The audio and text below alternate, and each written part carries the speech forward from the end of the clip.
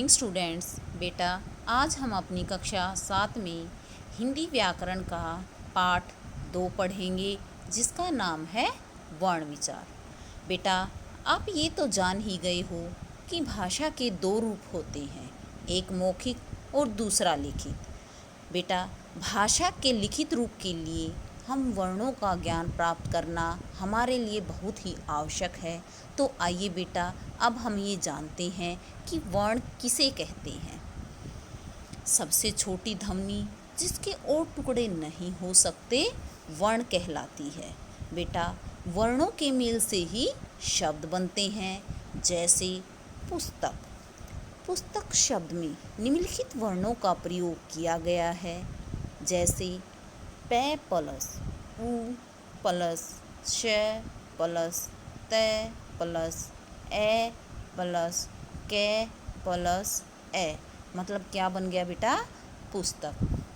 बेटा वर्ण माला तो आप बचपन से ही पढ़ते आए हैं। वास्तव में वर्णों के व्यवस्थित समूह को ही हम क्या कहते हैं? वर्णमाला।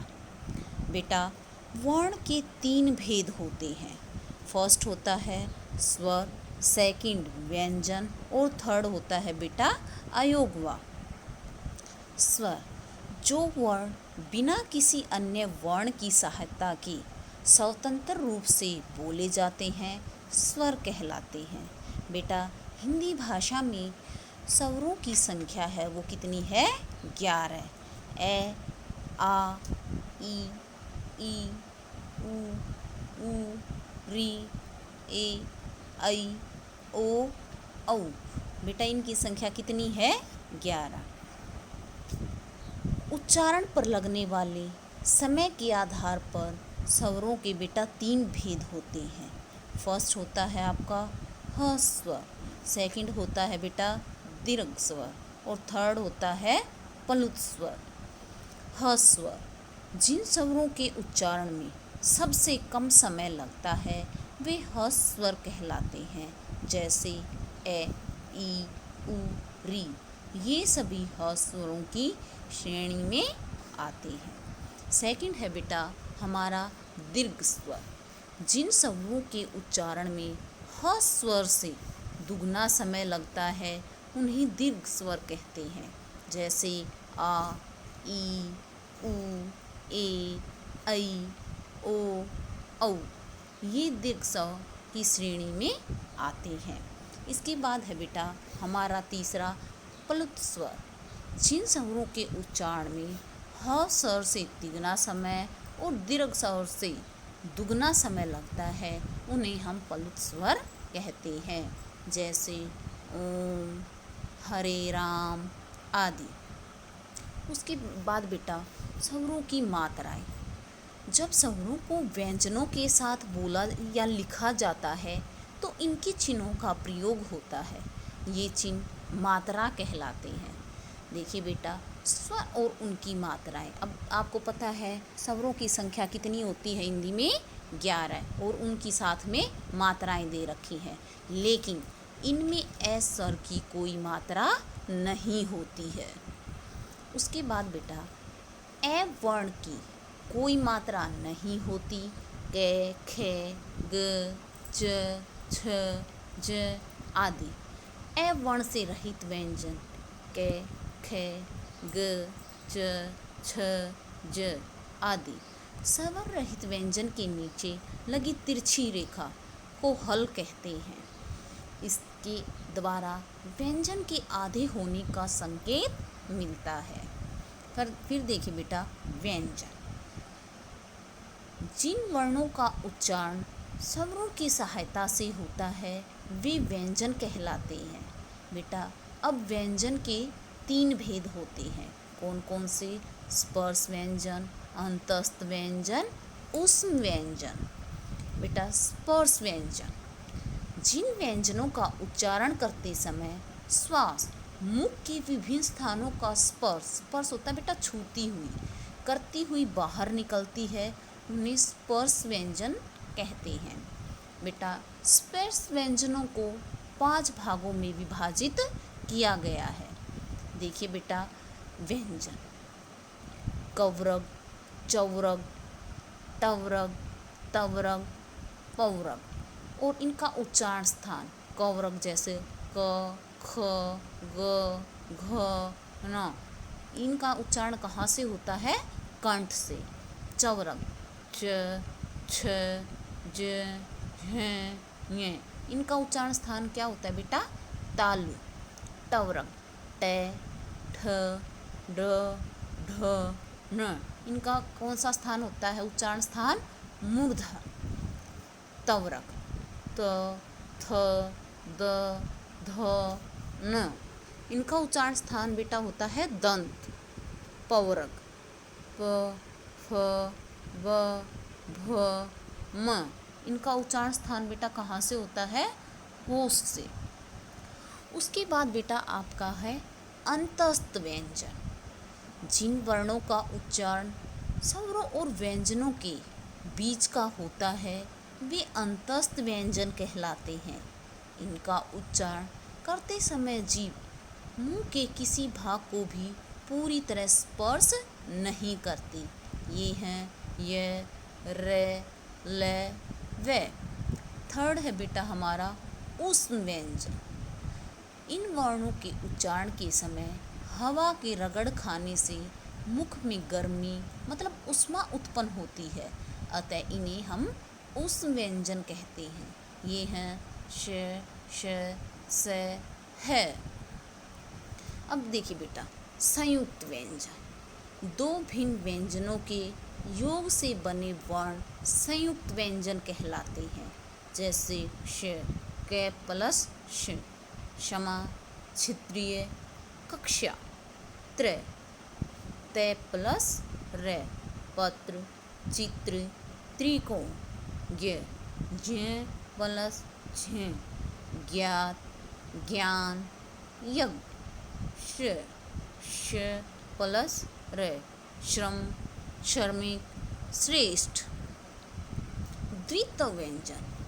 दो समान व्यंजन ध्वनियों से बने संयुक्त व्यंजन द्वित्व व्यंजन कहलाते हैं।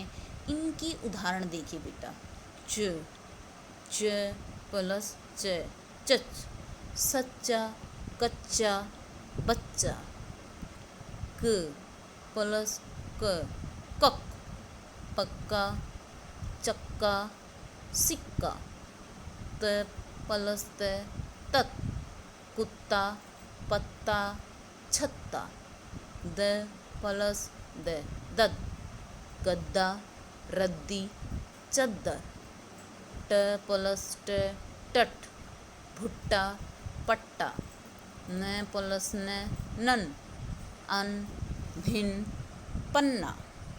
देखिए बेटा द्वित्व व्यंजन दो या दो से अधिक व्यंजनों के मेल से बने अनेक संयुक्त व्यंजन हैं। इन्हें व्यंजन गुच्छ भी कहते हैं।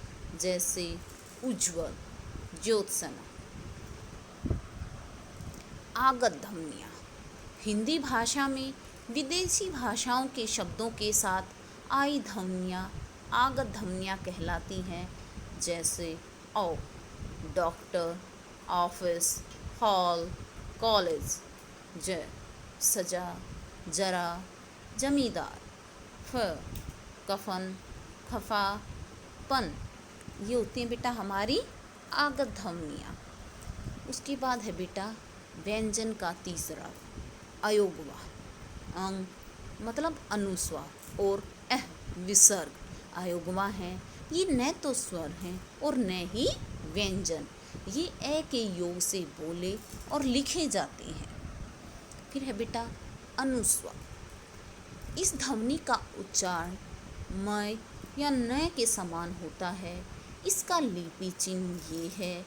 इसका प्रयोग स्वरों और व्यंजनों के ऊपर बिंदु के रूप में किया जाता है। जैसे कंस, हंस, अंश आदि। सेकंड है बेटा हमारा विसर्ग। स्वर से परे जो दो बिंदियां लगाई जाती हैं वे विसर्ग कहलाती हैं। इनका उच्चारण केवल संस्कृत से आए कुछ तत्सम शब्दों के साथ ही किया जाता है। जैसे अतः, प्राय, प्रातः आदि। इनका उच्चारण आधे है के जैसा होता है। अनुनासिक, अनुनासिकता वर्णों का एक गुण है। इसको चंद्र बिंदु भी कहते हैं। इसका चिन्ह ये है। इसका प्रयोग स्वरों और व्यंजनों के ऊपर किया जाता है, जैसे आँख, चांद, माँ, गाँव, सांप आदि। अनुनासिक का उच्चारण नाक और मुंह से किया जाता है। अब देखो बेटा वर्णों के उच्चारण स्थान। घोष, अघोष, अल्प प्राण और महाप्राण। सबसे पहले बेटा हम देखेंगे घोष। जिन वर्णों का उच्चारण करते समय प्राणवायु में प्रकंपन होने के कारण गूंज उत्पन्न होती है, उन्हें घोष वर्ण कहते हैं। और प्रत्येक वर्ग की सभी अंतिम 3 वर्ण हैं वो घोष हैं, और ये कुल 30 हैं। अब है बेटा अघोष। इन वर्णों के उच्चारण में प्राणवायु में प्रकंपन नहीं होता, इसलिए इन्हें अघोष कहते हैं। सभी वर्णों का पहला और दूसरा वर्ण अघोष है। इनकी संख्या 13 है। फिर है बेटा अल्प प्राण। अल्प प्राण का मतलब क्या होता है बेटा? जैसा कि बेटा इसके नाम से ही पता चल रहा है, अल्प प्राण मतलब अल्प मतलब होता है बेटा थोड़ा, और प्राण मतलब वायु। अर्थात जिन व्यंजनों का उच्चारण करते समय वायु की मात्रा कम निकलती है, उन्हें अल्प प्राण कहते हैं। अब देखो बेटा कौन कौन से हैं।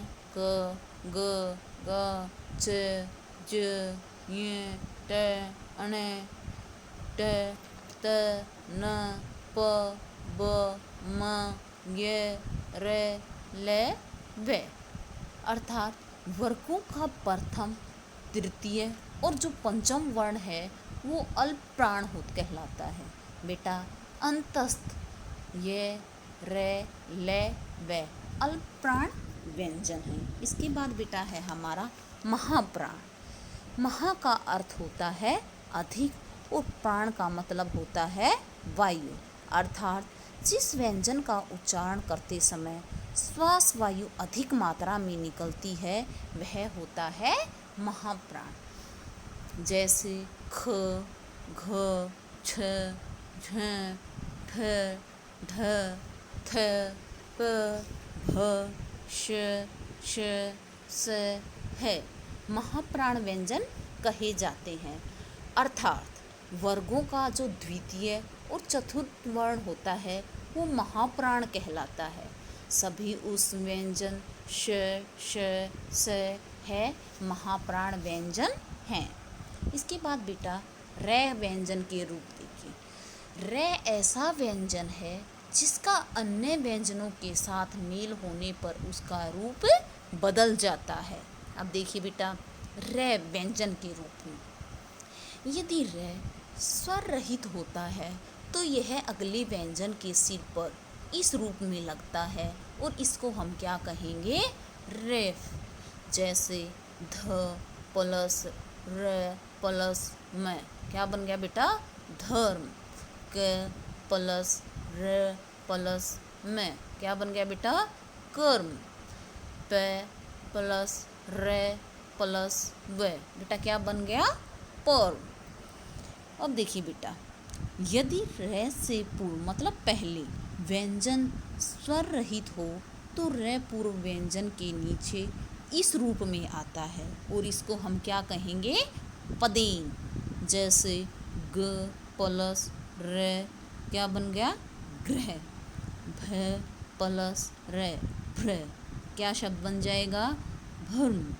क प्लस रै क्या बन गया बेटा? कृ, और क्या शब्द बन जाएगा?